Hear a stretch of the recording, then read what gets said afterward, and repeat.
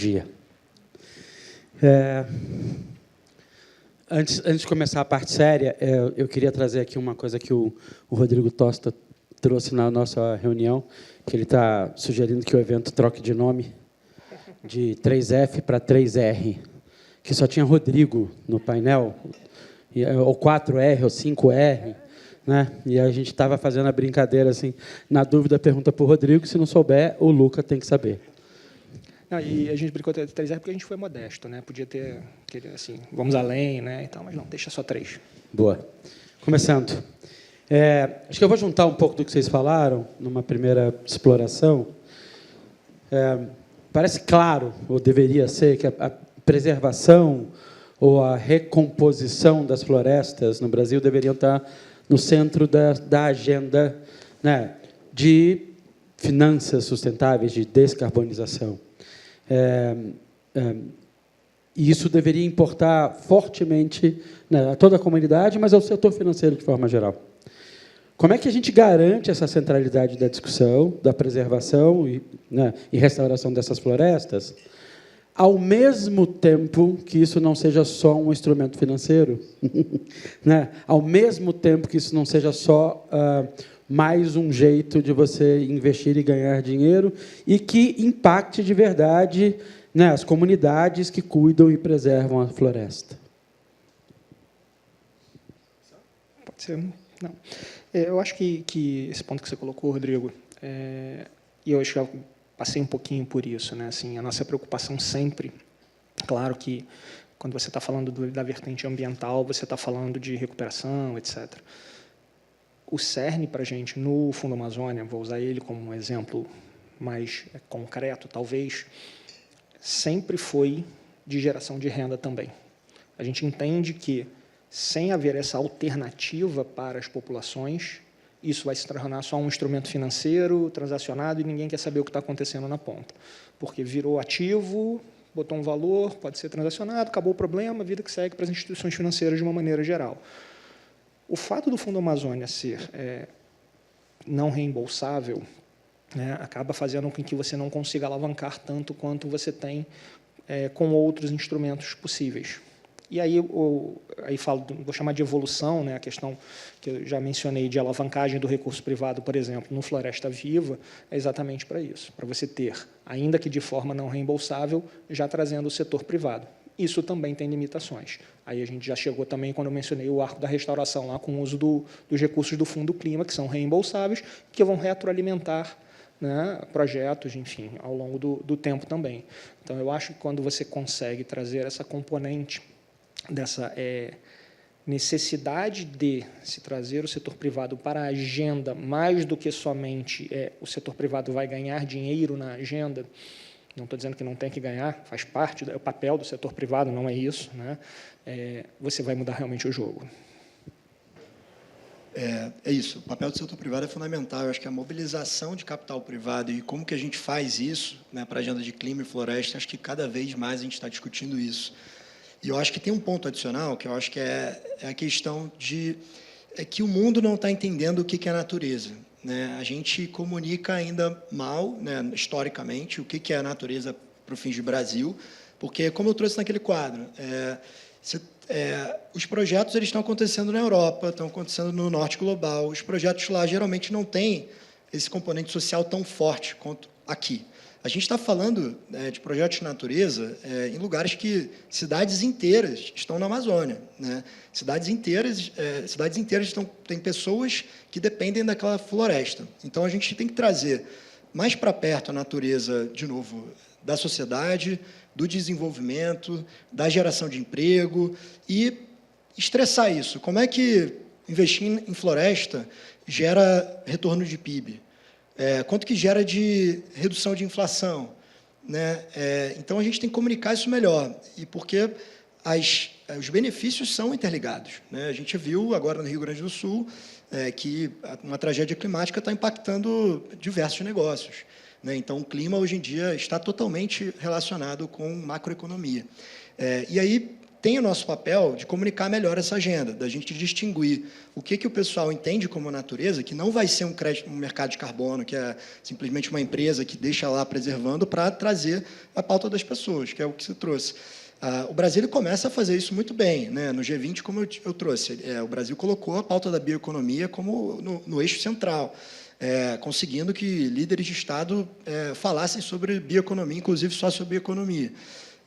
No BRICS, a mesma coisa. A gente conseguiu uma declaração que os países do BRICS colocam floresta em um dos parágrafos. Isso não existia antes. Pela primeira vez, o Brasil colocou clima no BRICS, né? Mencionando o TFFF também. Então, todo o exercício que o TFF tem, TFFF, né, 3 Fs, para trazer recurso para as populações que estão conservando as florestas tropicais, né, com 20% sendo alocado para comunidades tradicionais. Então, o Brasil está começando a fazer isso. Historicamente, a gente não tinha também tanta clareza. A gente começa a fazer isso agora. E eu acho que o Brasil pode liderar isso, da gente colocar a natureza junto de social e de desenvolvimento regional, por exemplo, e para distinguir melhor de só natureza, conservação, que não envolve pessoas.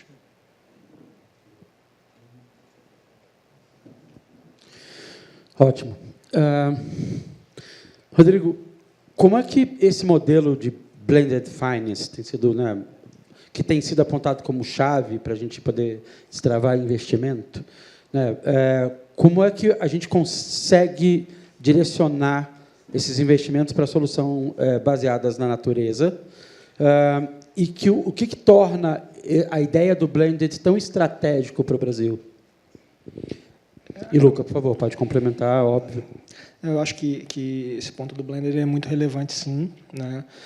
Ele vai responder alguns gargalos que já foram identificados, né? E, claro, que ainda é uma coisa que está em desenvolvimento. Mas, se você for pensar, o setor privado não gosta de risco. Então, se você pensar em eu preciso, para atrair esse recurso privado, eu preciso diminuir o risco para o setor privado, eu posso fazer isso de alguma forma? Eu posso usar um capital concessional, eu posso usar um capital não reembolsável, que seja, para servir como mecanismo de redução de risco e, assim, aumentar a atratividade do setor privado? Eu acho que essa é uma das possibilidades, claro, né? E você pensa nas outras coisas também, né? O Luca mencionou de CRA, enfim, outros instrumentos financeiros depois também que você precisa ter dentro do mecanismo para garantir que isso seja, de fato, atrativo para o setor privado. Minha opinião, hoje, eu acho que, nos passos em que estamos no momento, a grande questão para ampliar, vamos dizer assim, o alcance de mecanismos de blended é justamente na questão de mitigação de riscos. Mitigação de riscos, e tem outro fator que a gente não tem recurso público suficiente para atender a demanda de financiamento, né? A demanda é muito alta, a gente não tem dados atuais, mas tem dados do Fórum Econômico que diz que 300 bilhões para a agenda de floresta por ano que são necessários para financiar a floresta, né? Os projetos florestais. A gente não tem recurso público só para essa agenda, né? Então, a gente tem que usar o recurso público de forma estratégica, para que R$1 consiga alavancar 9, 10. Né? E a gente tem feito isso até bem. O EcoInvest é um exemplo bem sucedido.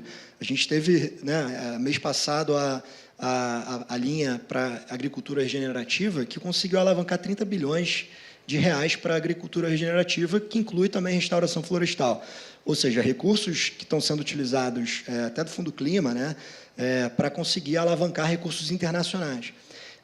E é importante também a gente trazer o contexto do blended, que não é só a questão, necessariamente, de você colocar para reduzir o risco na operação. Você tem vários tipos de blended hoje em dia, que é a assistência técnica que pode ser prestada dentro de um crédito, a compra, garantir a compra de longo prazo de uma commodity, como crédito de carbono, crédito de biodiversidade, ou produto da bioeconomia. A capacitação, né? Se a gente está falando de comunidades, de capacitação para aquela comunidade desempenhar ou apresentar um projeto para financiamento, né? Então, o blended ele tem várias formas, então ele é fundamental, e o Brasil tem tido bons exemplos disso, né? O EcoInvest é um caso, Floresta Viva, né? Agora com a segunda edição, que o BNDES vai colocar 100, né? E quer trazer mais 150 milhões. Né? A gente tem alguns subnacionais trabalhando com isso, então O blended é a agenda do momento. A gente vê até nos debates internacionais, o que é interessante trazer, quando a gente discute a reforma dos bancos multilaterais de desenvolvimento, né, do Banco Mundial, do BID, eles estão começando a ver que os recursos que eles têm não são suficientes para atender a demanda de financiamento global. Então, eles agora estão mudando para, além de o financiamento direto, mas colocando indicadores de que esses fundos eles vão ter que mobilizar capital privado. Então, métricas para que esses bancos consigam fazer o blending, né? Então, é interessante que a gente está discutindo aqui, mas nessa agenda da arquitetura financeira global, esse também é um tópico central. Que maravilha. Você estava falando de assistência técnica, estava aqui ontem na Natália do Fundo Vale falando exatamente sobre isso, né? Se você não consegue conectar, por exemplo, a assistência na ponta, né, você, em algum momento, pode, inclusive, estar complicando a vida das comunidades, entregando dinheiro e investimento pela falta de capacitação do modelo. E aí, vou fazer um destaque, a gente está aqui com colaboração do Instituto do Amazônia Mais 21, né, e a Facility de Investimentos, que essa é uma das centralidades da discussão, né? Parte desse dinheiro tem que ser para assistência técnica, para garantia da execução dos projetos. E, Rodrigo, você falou um pouco do apetite ao risco da instituição privada, né?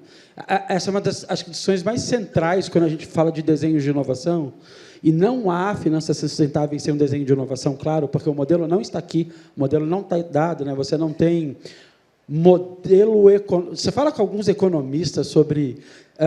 a gente falou de agricultura regenerativa, né? Fala com alguns economistas de economia regenerativa, eles falam assim, enquanto você não me trouxer um modelo, né, econômico, eu não sei nem do que você está falando, se você não tem a presença forte do Estado, né, você não tem a alavancagem necessária do tomador de risco, né? O risco coletivo, inclusive porque essa é uma questão coletiva global. Acho que essa é uma das centralidades da discussão, e por isso que é tão bom estar aqui no Banco Central, com os reguladores, discutindo essa visão um pouco maior. Mas, na visão de vocês, quais elementos seriam essenciais para esses fundos realmente consigam gerar, né, valor ambiental, social e financeiro em escala? Quer começar, Luca? Bom, acho que você trouxe alguns pontos interessantes aqui em relação assim, eu acho que como que a gente consegue escalar esses mecanismos, como que a gente consegue capacitar os projetos para que esses projetos estejam prontos. E tem, acho que a gente está vivendo um momento interessante no Brasil, porque eu acho que a nossa política pública para clima, ela ficou muito atrasada, né? Um período ali do governo em que os países estavam desenvolvendo suas taxonomias, os seus fundos, e a gente ficou para trás, mas agora a gente teve que correr com tudo, né? E aí a gente começa a desenvolver vários mecanismos, né? O Fundo Clima reabastecido com 20 bilhões da emissão sustentável, o que trouxe uma agenda criou o maior instrumento de financiamento público especificamente para clima. A gente tem o EcoInvest, a gente tem a BIP, tem vários outros mecanismos, e eu acho que a gente está passando uma fase de encontrar outros desafios, que a gente já tem os recursos, mas agora a gente, para implementar os recursos, está identificando quais são os desafios. Que agora é o desafio da garantia, é o desafio do de-risking, é o desafio do modelo de negócio que você trouxe, é o desafio dos mercados. Então, acho que agora a gente está maduro o suficiente para avançar mais um passo nessa agenda.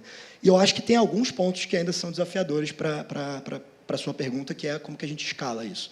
Primeiro, eu acho que é a questão de uma garantia. A gente tem uma garantia pública ou uma garantia de blended finance para projetos de floresta, né? Porque hoje um dos entraves do Fundo Clima é você ter necessidade de garantia real. Só que os projetos geralmente não têm garantia real, porque são projetos praticamente startups, que não têm um ativo. Tem ali a SPE, né, a Sociedade de Propósito Específico, tem uma terra degradada, mas quanto que isso vale, né? Então, aqui é fundamental a gente desenvolver um mecanismo de garantia que possa ter recurso público, privado, multilateral, porque a gente vai conseguir aí sim canalizar os recursos do Fundo Clima e outros recursos. Mas um outro ponto, só para fechar aqui e passar o microfone, é a questão dos seguros também. Porque hoje em dia, muito do que se fala para escalar isso é você conseguir endereçar o risco da integridade, né, do crédito de carbono, o risco da permanência do carbono. E aí você não tem muita saída hoje.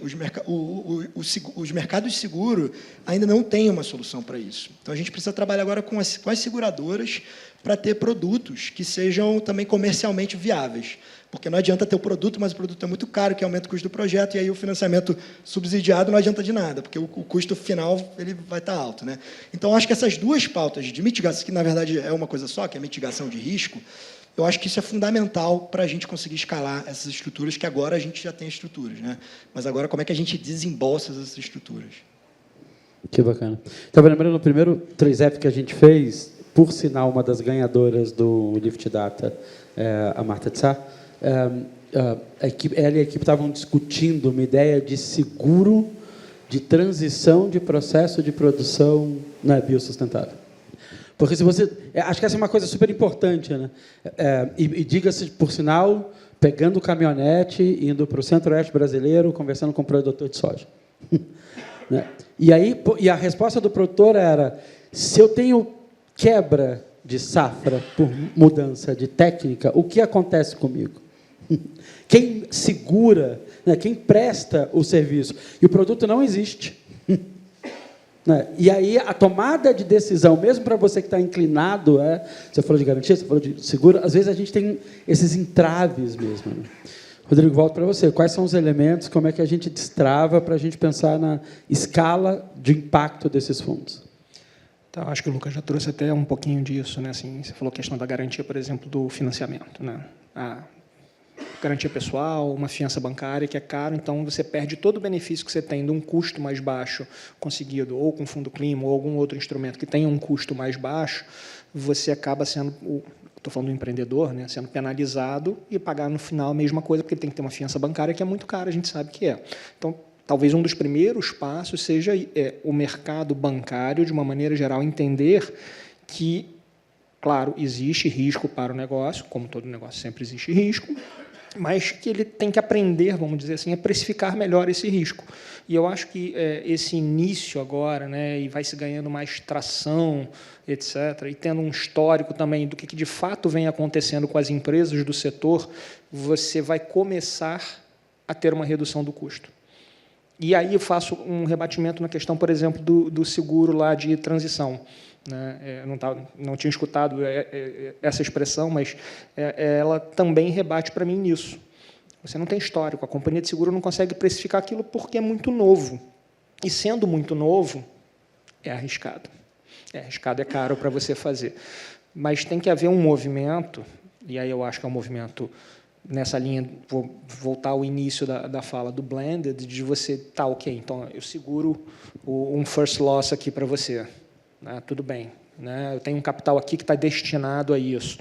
Eu tenho um capital que eu destinei para assistência técnica, para mitigar o risco de quebra de safra por conta da troca da técnica. Por quê? Não, porque eu botei o cara ali, ajudando ele full-time a fazer isso da melhor forma possível. Então, eu acho que o blended ele entra compondo com esses elementos para, eu falo blended de uma maneira geral, para redução do risco para o empreendedor privado. E aí eu boto todos da cadeia, desde o seguro, o banco, enfim, qualquer dinheiro que não seja público, você traduzir isso em um mecanismo que mitigue esse risco. Várias vertentes possíveis. Só complementar, claro. Tem um outro ponto que é interessante, que é bom a gente sempre fazer o paralelo, né? A gente está tratando aqui de um setor novo, né? A gente teve esse mesmo desafio para destravar o setor de energia renovável, né? Em que você tinha poucos projetos de solar, poucos projetos de eólica, não tinha uma regulação, mas aí você veio com financiamento do BNDES atrativo, você conseguiu ter leilões específicos que geravam um contrato de compra e venda de energia elétrica de longo prazo e que isso garantia um fluxo de recebíveis perene e que poderia ser utilizado como garantia para o BNDES. A gente tem que usar a mesma lógica aqui. A gente está falando de um setor novo, né? É um setor que está ali à margem tecnológica, é um setor que está à margem de mercado. Então, como que a gente trabalha instrumentos de política pública para induzir a criação desse setor novo? E, tal como energia renovável, que hoje em dia, salvo engano, é a segunda maior fonte atrás das hidrelétricas no Brasil, e que o Brasil tem uma das maiores matrizes de energia solar e eólica do mundo, a gente pode liderar de novo essa agenda de florestas, né? Então, a gente conseguir criar arranjos de política pública trazendo o setor privado para induzir a criação desse mercado vai ser fundamental para a gente, né? Então, acho que só para trazer o caso de um setor que a gente fez, teve o desafio, conseguiu entregar e hoje a gente, de certa forma, lidera também, enfim, em termos de capacidade instalada. Maravilha. Você falou da nossa oportunidade, né, como Estado, de liderar, né, essa agenda de floresta, e o painel trata de crédito de biodiversidade. Eu vou fazer uma provocação, né, e uma pergunta crítica.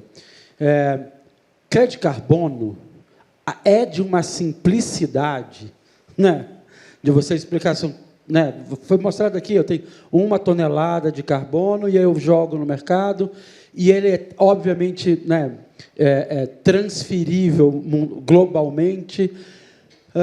Como é que o BNDES está pensando, como é que IC está pensando na complexidade do desenho de crédito de biodiversidade?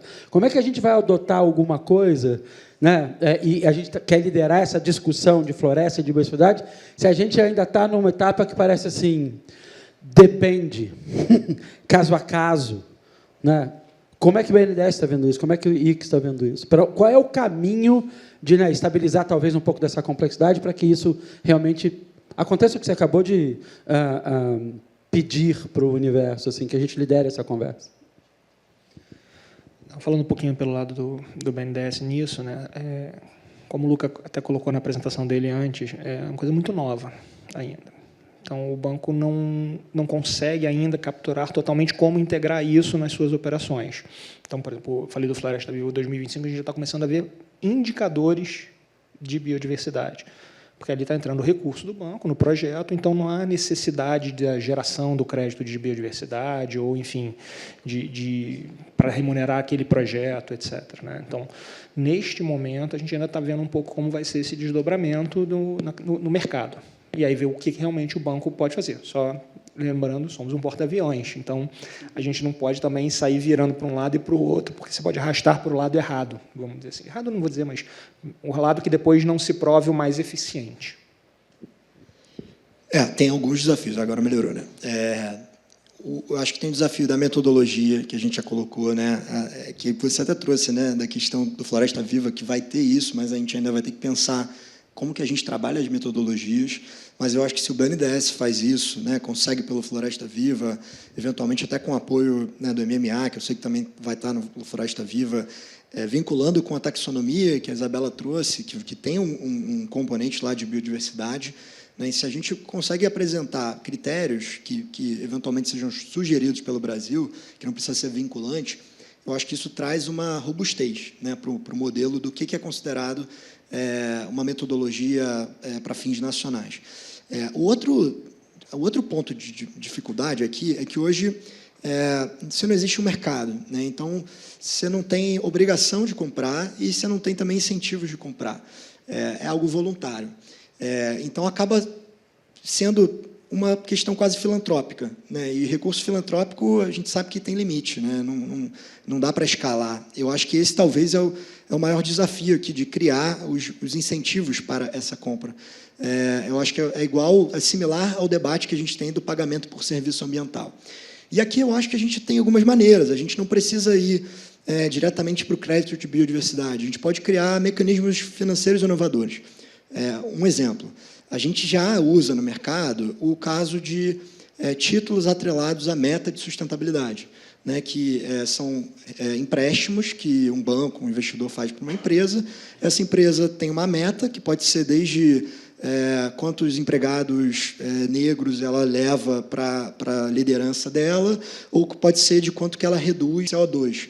A gente pode começar a criar as operações vinculadas à biodiversidade. Quanto de biodiversidade aquela empresa consegue conservar ou que ela consegue promover, e aí tem uma redução da taxa de juros aplicável àquela transação. Isso a gente já faz para o social, a gente já faz para o clima. A gente pode começar a promover isso para a biodiversidade.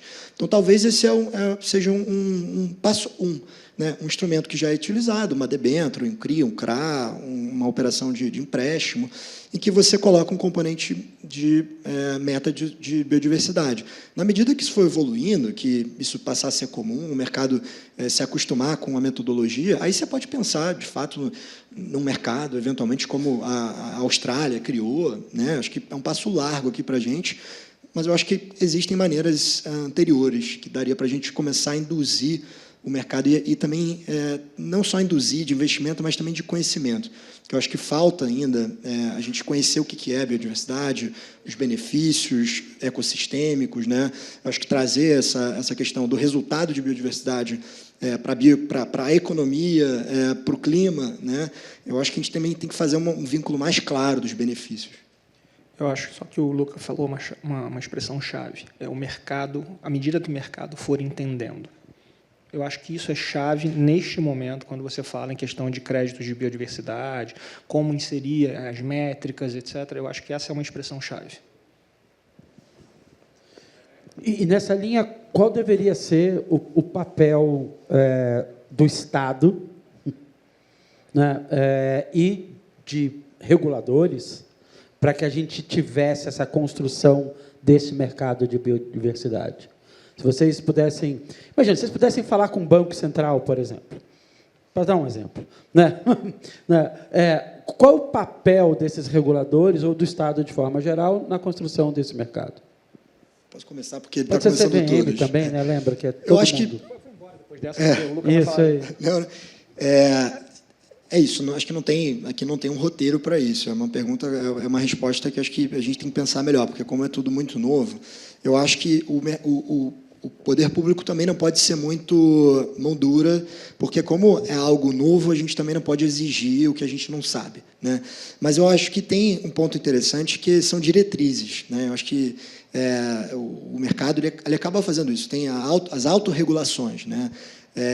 Eventualmente, a CVM, o Banco Central, e eu acho que vocês têm um papel fundamental, o Banco Central foi muito inovador na questão do disclosure atrelados à sustentabilidade, que isso poderia ser feito para a biodiversidade, não em caráter obrigatório, mas em caráter de instruções do que pode ser incluído nesse tipo de disclosure, né?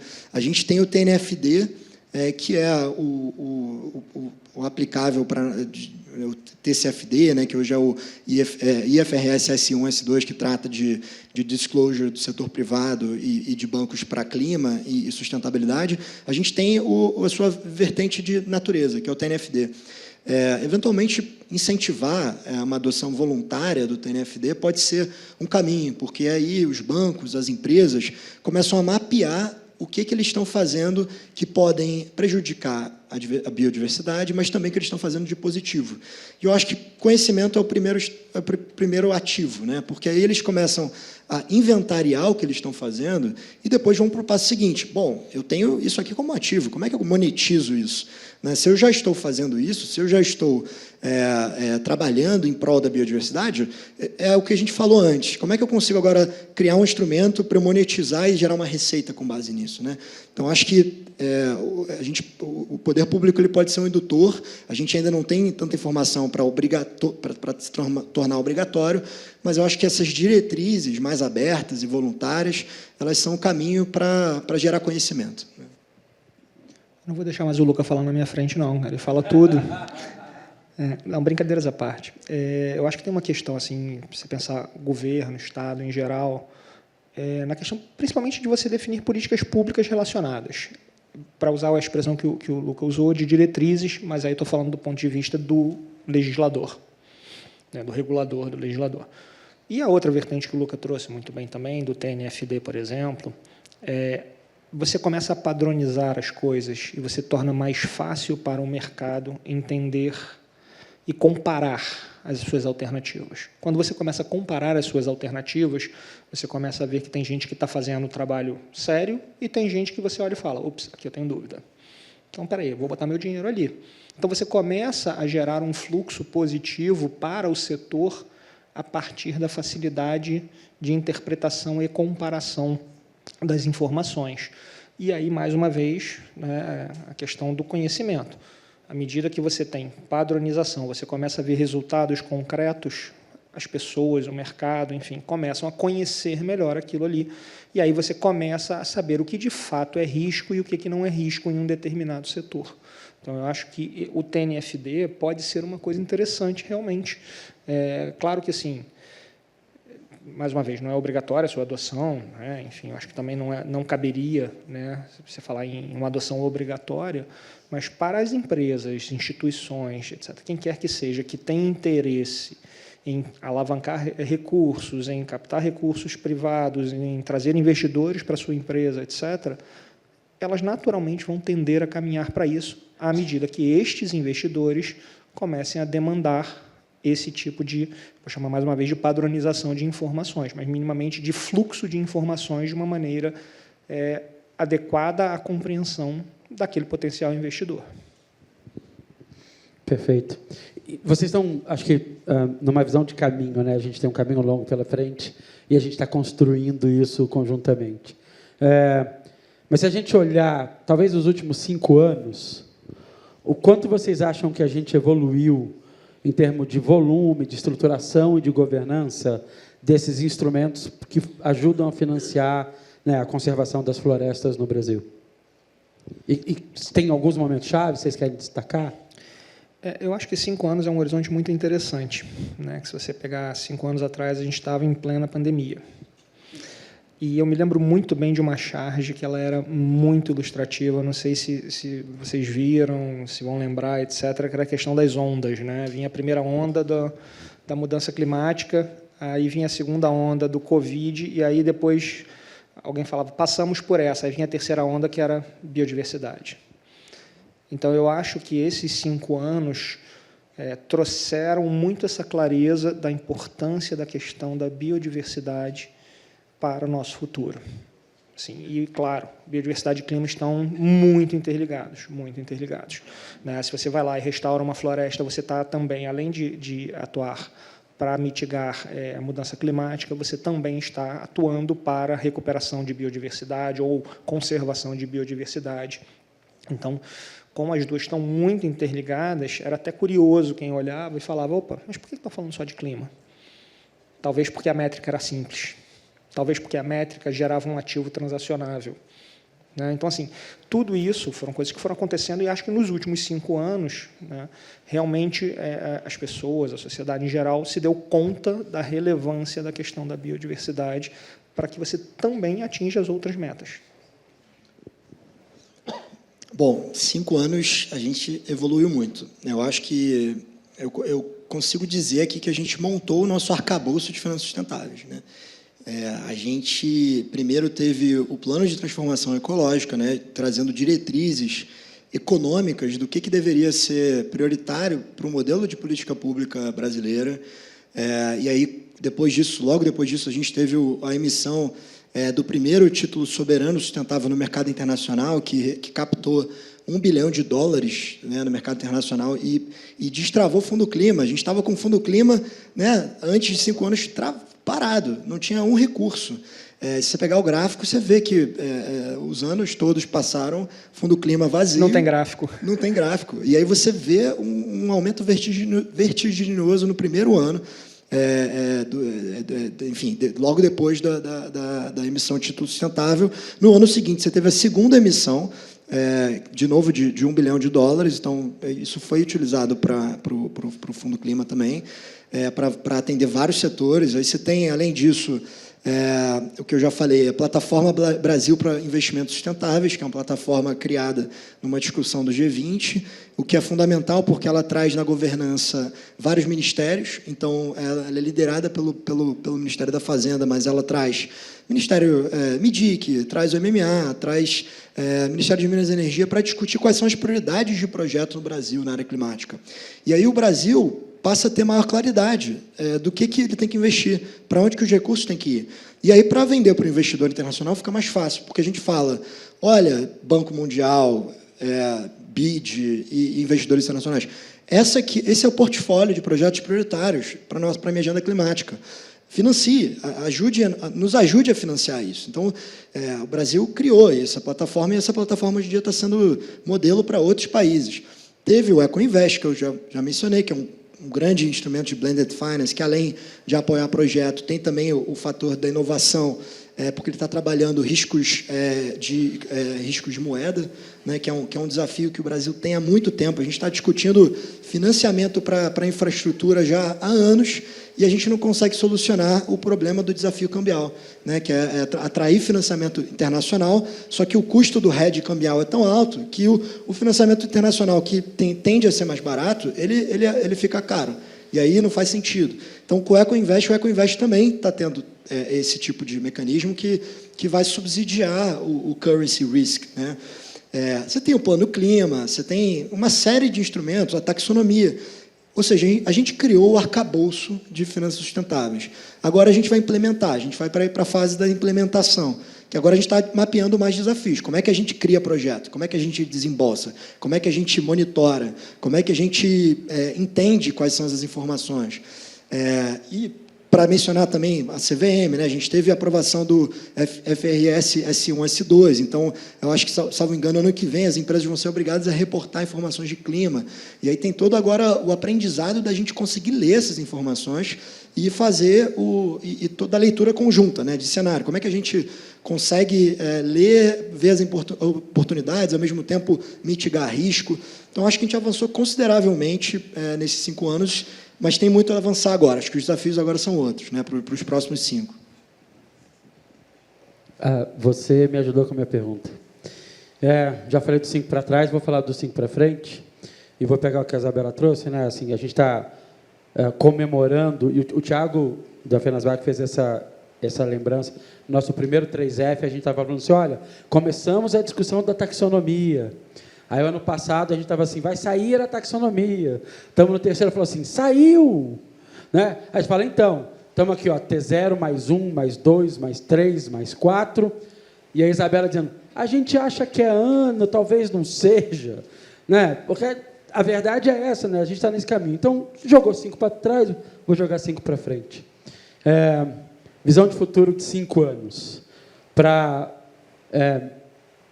manutenção, preservação de floresta, baseado em biodiversidade e não só em crédito de carbono. Coisa simples, a gente vai errar, não está tudo bem, é só para fazer o exercício. Qual a visão de vocês para 5 anos? Só fazer aqui a bola de cristal aqui rapidinho. Isso. Mas, não, acho que sim, acho que a gente, como o Luca colocou, a gente desenhou o arcabouço, acho que bem robusto. Agora é colocar realmente isso em prática, enfim. A minha sensação é que, quando a gente fala em florestas e em biodiversidade, para esse horizonte de 5 anos, a gente está muito bem estruturado. Eu acho que o mercado vem entendendo a questão, e aí eu vou falar de restauração ecológica, espécies nativas, que a gente sabe dos benefícios para a biodiversidade. Eu acho que o mercado entendeu bem isso. Acho que o Fundo Clima ter sido destravado com a captação soberana foi muito importante, porque começou a alavancar com esse recurso do Fundo Clima, claro, nas condições financeiras que ele oferece, ele se comprovou como adequado, tanto que está havendo demanda. Tá? E acho que isso é, talvez, o ponto de partida para refinar os instrumentos já existentes. Eu acho que a gente pode até trazer coisas para o mercado, de uma maneira geral, trazer coisas novas nos próximos anos, mas o que a gente tem nos permite avançar nesse curto prazo, médio prazo. É uma agenda longa, né? Não sei se vocês vão lembrar do vídeo lá, a gente fala até 2050, enfim, né? Tanto até 2030, mas tanto até 2050, mas você tem que começar em 2025. Era para ter começado antes, mas, enfim, né? Estamos começando, então eu acho que a gente tem a estrutura, os instrumentos e acho que posso até dizer, talvez, os recursos necessários para esses primeiros anos. Não são suficientes, vamos precisar de mais.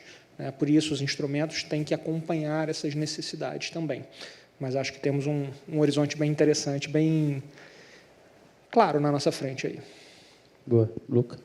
Bom, interessante porque a gente está há 10 anos do Acordo de Paris, né? A COP30 vai marcar 10 anos do Acordo de Paris. E aí a narrativa da COP é que a gente está abrindo agora a nova era, a era da implementação, né? Os próximos 10 anos. Eu acho que para a floresta vai ser igual. A gente está, como eu disse, a gente montou o arcabouço, agora vamos executar, né?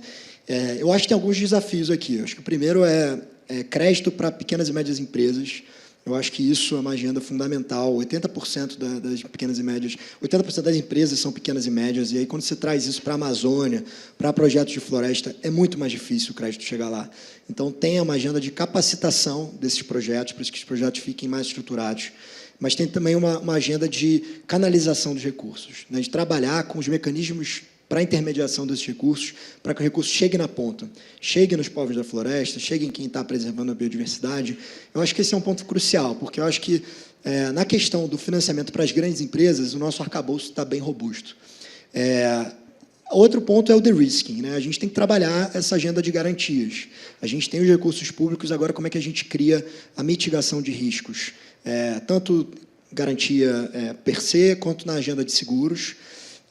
E eu acho que o último ponto aqui que eu quero trazer eu acho que é interligar um pouco as políticas. Por exemplo, como que a política como é que a taxonomia ela vai estar atrelada às compras públicas? Como que a gente faz agora uma transversalidade do que a gente está criando, né? Eu acho que é fazer um exercício de que, onde, por exemplo, a taxonomia pode ir além do que só ser uma classificação e um inventário de informações.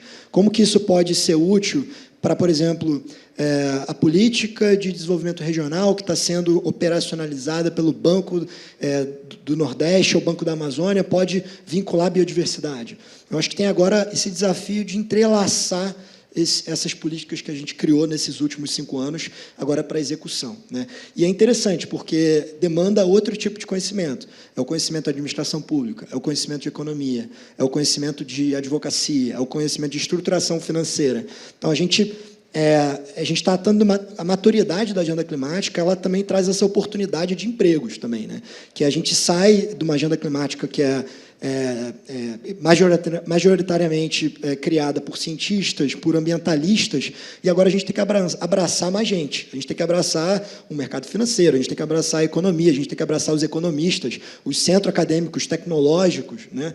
Então, eu acho que tem uma grande perspectiva de conhecimento, né? E eu acho que isso tem que ser o pilar para a nossa economia, para as nossas faculdades, para a nossa educação. Perfeito. Eu acho que se a gente pode contribuir um pouco, no caso a federação, nessa visão de 5 anos, um dos projetos que a gente tem hoje no ecossistema do LIFT é um ativo do mundo real verde, né? E a grande discussão hoje para a gente é como é que você garante que esses ativos realmente estejam disponíveis para o mercado global, né? E aí a gente está falando, no caso CPR verde, mas para falar de crédito de carbono, para falar de crédito de biodiversidade, custa nada. Mas, para a gente, a grande discussão é como é que a gente garante esse processo, que, né, você tenha a transparência, a rastreabilidade, a integralidade, né, da oferta daquele ativo, sendo de uma transparência onde você possa, qualquer pessoa ou qualquer fundo no mundo possa acessar e ficar interessado no que a gente tem. E essa é uma visão de 5 anos. Essa é uma visão que a gente, na harmonização regulatória, né, o que a gente diz que é a nossa taxonomia e que na Europa vai aceitar, né, a Ásia vai aceitar de forma geral, as grandes regiões, acho que essa é uma discussão longa também, e a gente está tentando contribuir, quem sabe, no 3F 2030, a gente, né, fale com saudades dessa época, dizendo que a gente fez essa construção. Só tenho a agradecer mais uma vez, por favor, salva de palma, Luca e Rodrigo. Obrigado pelo tempo de vocês. Obrigado.